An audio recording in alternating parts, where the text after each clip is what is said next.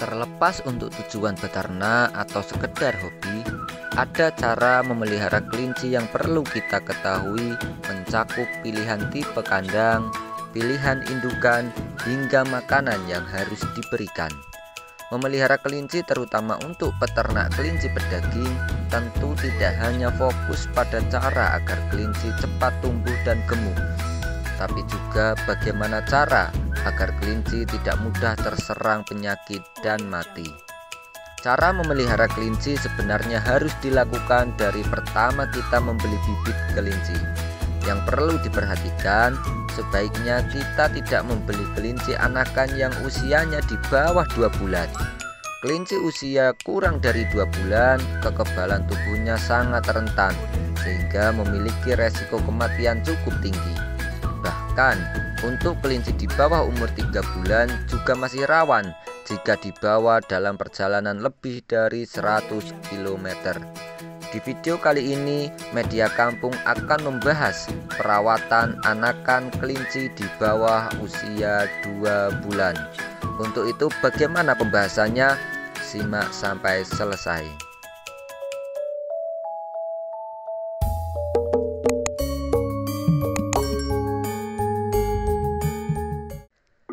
Di masyarakat umum, berkembang mitos bahwa kelinci tidak butuh minum.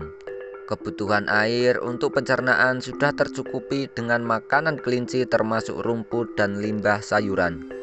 Mitos tersebut tidak benar. Pada dasarnya, semua makhluk hidup membutuhkan air, termasuk kelinci. Intinya, kandungan air pada rumput dan sayuran saja tidak cukup memenuhi kebutuhan air, terutama untuk anakan kelinci yang baru dipisah dari induknya. Perlu diketahui, kelinci membutuhkan air yang cukup banyak, terutama untuk kencing dan kelancaran sistem pencernaan. Sedangkan air pada rumput dan sayuran, kandungan airnya sangat minim. Jadi, cara memelihara kelinci anakan yang benar salah satunya dengan menyediakan air matang dalam porsi yang cukup. Banyak juga sumber yang mengatakan sayuran kangkung dan kubis adalah makanan terbaik kelinci.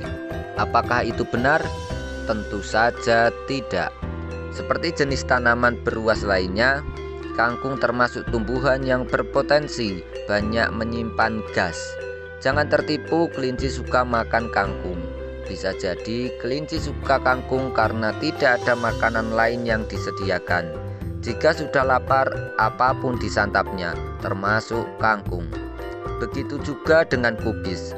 Kubis juga berpotensi menyimpan gas yang cukup tinggi.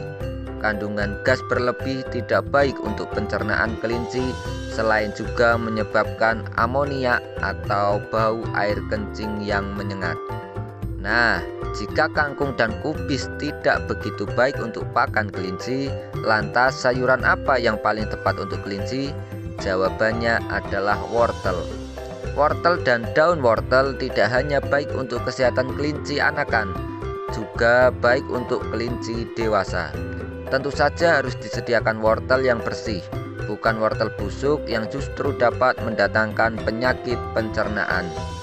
Wortel pun tidak boleh disediakan terlalu banyak, alias bisa menyediakannya atau memberikannya hanya sebagai bonus untuk kelinci. Sebagai makanan penunjang, kini banyak tersedia produk makanan buatan untuk kelinci atau bisa disebut dengan pelet. Perlu diketahui, khusus untuk anakan kelinci usia di bawah 3 bulan lebih cocok diberi makan rumput daripada pelet. Rumput mampu membuat sistem pencernaan anakan kelinci lebih stabil. Meski begitu, pada usia 2,5 bulan bisa diberi makanan agak padat, misalnya bekatul atau ampas tahu, namun dalam porsi yang sedikit. Baru setelah umur 3 bulan ke atas, porsinya bisa ditambah menjadi 100 gram per hari. Jika anakan kelinci terlalu banyak diberi pelet, akan membebani pencernaan, terlebih lagi jika kelinci tidak diberi minum. Yang selanjutnya, kita pernah dengar atau banyak yang bilang angka kematian tertinggi kelinci terjadi pada musim hujan akibat curah hujan yang tinggi. Sebenarnya tidak ada hubungannya antara kematian anakan kelinci dan curah hujan, karena kematian kelinci lebih disebabkan kurangnya faktor kebersihan kandang. Intinya, kandang yang kotor dan jorok adalah penyebab penyakit kudis pada kelinci. Kuku kelinci yang terlalu sering menginjak kotoran dan air kencing biasanya menularkan penyakit kudis ke telinga atau bagian tubuh lain yang sering digaruk. Solusinya adalah kebersihan kandang harus mutlak terjaga. Di samping itu, kaki kelinci terutama bagian kuku harus dibersihkan secara rutin dengan air hangat agar kuman bisa mati. Bila perlu, potong kuku kelinci yang berpotensi menjadi sarang kuman bibit penyakit. Bagian terakhir dari cara merawat kelinci anakan adalah dengan menghindari menempatkan kelinci dalam kardus selama perjalanan. Banyak kasus terjadi kematian kelinci akibat ditempatkan dalam kardus yang panas dan sumpek. Kalaupun terpaksa harus dimasukkan dalam kardus, pastikan ukuran kardus cukup besar dengan ventilasi udara yang memadai agar kelinci cukup mendapat pasokan oksigen. Yang perlu digarisbawahi dari video kali ini adalah tidak semua kelinci mati karena melakukan hal-hal berikut. Ada pula beberapa kelinci yang tahan ataupun kebal. Misalnya kelinci yang diberi makan pelet dari usia kecil tidak apa-apa, atau kelinci yang sering diberi kangkung tidak apa-apa, atau bahkan kelinci yang tidak pernah diberi air minum dan kandangnya selalu kotor, itu juga tidak apa-apa. Intinya kita harus selalu berusaha supaya kelinci kita itu tetap sehat dan hidup.